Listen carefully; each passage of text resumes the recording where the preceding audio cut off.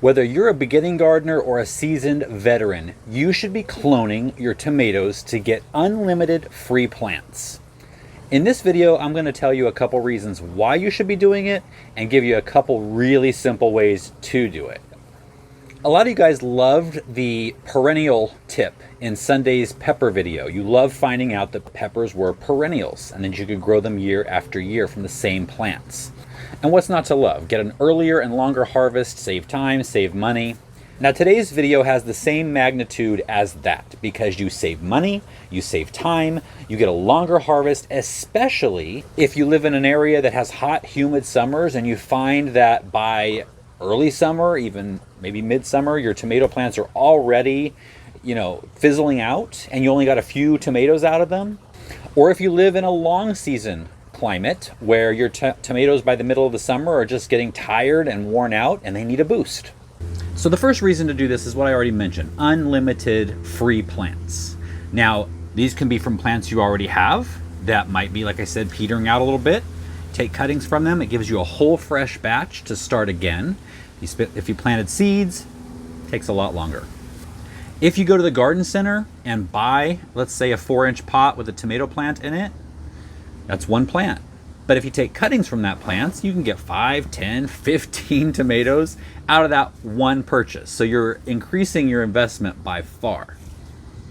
If you go to a friend's house or see a variety that a friend has that you really like Tammy has that current tomato that I want to try, I could order the seeds, wait for them to get here, sow the seeds, wait at least a week for them to come up, and then another 2 to 3 weeks for them to get this to the size of a cutting. Or I can eliminate all that and just get a cutting from Tammy, which I will be doing, Tammy. Now, over the past few weeks, I've heard from a lot of you who have hot, humid summers and you just are freaking out that your tomatoes are all dropping their blossoms. And if you've watched all my other videos, you know that's something they're going to do if temperatures are at 90 degrees or above for an extended period of time. And I know a lot of you, especially in the South, are dealing with temperatures over 100 degrees, maybe for the next 2 months. So this is a perfect opportunity for you because all you have to do is take cuttings from the plants you have right now. Then in a couple weeks, when you plant those in the ground, they're going to be getting ready to blossom right when the weather is cooling down enough. And so you're going to have a huge fall harvest where your tomatoes that you have now may not even make it through the summer, especially if you have a lot of humidity. So why am I doing it? Well, I realized that I did not plant enough tomatoes to have plenty to store and keep us through the winter. And so I'm going to be cloning my San Marzano tomatoes. I don't want to plant seeds because that would take forever and cut at least a month out of my harvesting period. So I'm going to clone my San Marzanos so I have plenty of tomato sauce to last us through the winter. So the first thing we need to do is get our cutting material. And for tomatoes, that is the suckers. You know those little things in the armpits that I'm always telling you to prune off? Well, now we have a use for those. You've got the main stem, the leaves, and the armpit. There's a sucker. And we're looking for a sucker that's at least 6 inches in length and probably not much more than 10 inches long. And you can use a knife or clippers to take them off, but I just like to snap them because there's less chance for disease to enter through cross-contamination from the blades. Now, it's best to do this in early morning or late evening when the weather is cooler and there's more moisture in the plant itself. And remember, as soon as you take the cutting off of the plant, it starts to die. So make sure that you have a container of water with you so you can put it right inside. So I've got all of my cuttings, and there's quite a few here.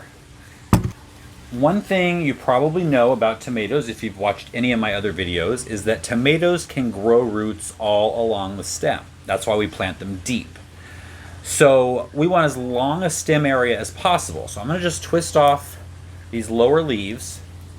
And then we also don't want a lot of leaves for the plant to support when it has no roots to support them.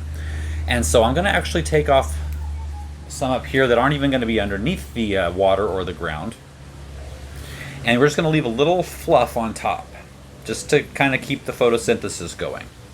And then all we have to do is submerge it in water So you don't want to pack them in too tightly. I've split them between 2 jars. I've got the taller ones in one so they don't shade out the short ones, and the shorter ones in another one. So what you want to do at this point is put these in a sunny windowsill, and in about a week you're going to start to see some roots starting to develop. And in 2 to 3 weeks they're going to be ready to put outside in the garden. So this is great if you just have a couple more weeks left until you have space available. Now for me, I'm going to be swapping out this raised bed here that has my Armenian cucumbers in it. Now these are producing really well.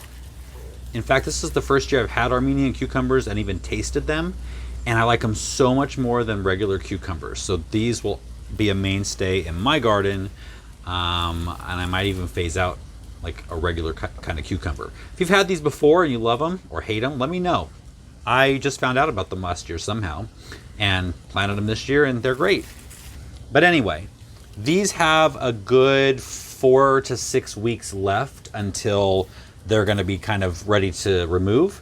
And so this is the perfect bed to put the tomatoes in because I've already got the trellis above that these are growing on. So because of that, I need a little bit longer time. My cuttings will have to be a little bit longer in something before they're planted out. So the water method could work, but it's going to have to be in there a little long, and they're going to run out of nutrients. They're going to want to actually grow. So I'm going to be using a different method for propagating or cloning my tomatoes to give them a little more time and a little more nutrients. And if you're a beginner gardener, don't let words like propagation and cloning intimidate you. This really is all there is to it. It's super simple. So the way I'm going to do it is I'm going to plant them in the solo cups that we actually planted the same seeds in. These are the exact same ones. These last for years and years and years. So all we have to do is take the cutting. I have the cup filled with pre-moistened potting soil, and just push it down as deep as you can. That's it. Now this is going to be able to have plenty of time in the next 4 to 6 weeks to fill this cup with roots, and it should be perfect. Perfect size, perfect roots, and it might even be blooming at the time of setting it out in 4 to 6 weeks. So this is going to give me a huge jump on things rather than planting seeds that would take another 6 weeks just to get this size, maybe even more. But in both these methods, especially this one, you don't want to get any of the leaves underneath the water or the soil, because especially in the water, it's going to start rotting the leaf and it's going to mess up the water. With this method, in a 2 weeks or 3 weeks, you're going to start to see some new growth appear at the top, and at that point, you might want to put it should be in a sunny windowsill just like the others, but at that point when it starts to grow, it's probably looking for a little more light, and so you might want to give it a little bit more sun until it's time to put it out in the garden. So if all this works as planned perfectly, then these will be ready to put out as soon as the cucumbers are dying back and done, and I'll be able to make that swap. So I hope that you've gotten something out of this video. I hope that more than anything you've seen that this is a super simple thing that anyone can do, and it's probably the right time of year right now for you guys, almost wherever you are, to do this. So let me know if you've done this before and how it worked for you. If you plan on doing this yourself, I'd love to hear about it.